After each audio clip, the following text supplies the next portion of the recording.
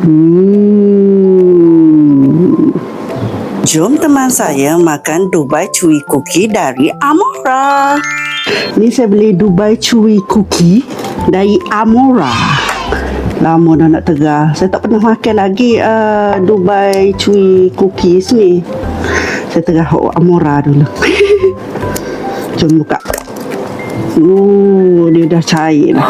Sebab post ke, biasalah kita nak expect apa kalau post. Sepatutnya dia ada powdering ni. Ni freezer. Ni pistachio. Dia ada dua jenis Dubai Chewy ni. Ni pistachio. Ni Kinder Bueno lah, lebih kurang Kinder Bueno. Kita cuba dah. Lembut-lembut. Rasa royak. Ni luar ni marshmallow lembut. Kita letak pinggir.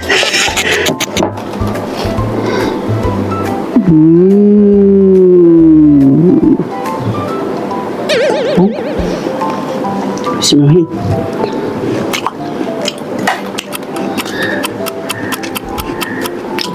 Pistachio dia tu crunchy lagi. Lepas tu marshmallow lembut. Memang lembut. Tapi powdering dia tu coklat powdering ni. Pahit-pahit lah.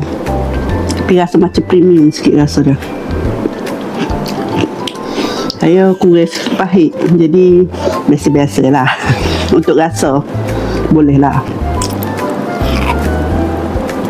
Pahit lah. Luar.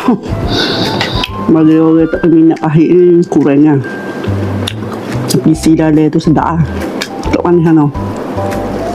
Lembut. Ni kita cakap Dubai Chewy Kinder Bueno. Ni Kinder Bueno. Oh ya Allah.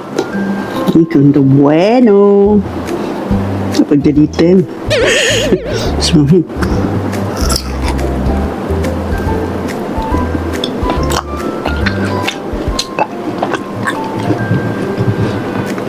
Tak buat.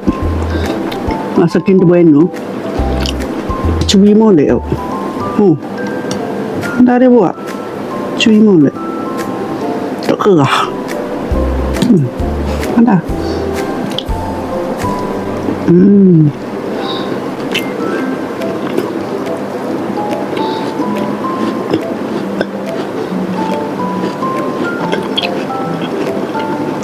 Overall sedap.